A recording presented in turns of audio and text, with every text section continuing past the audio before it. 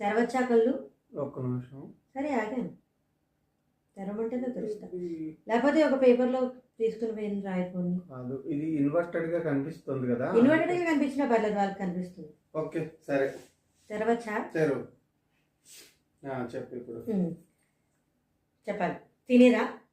తినేదే. సరే. స్వీటా? స్వీట్. నీకు ఇష్టమైందా?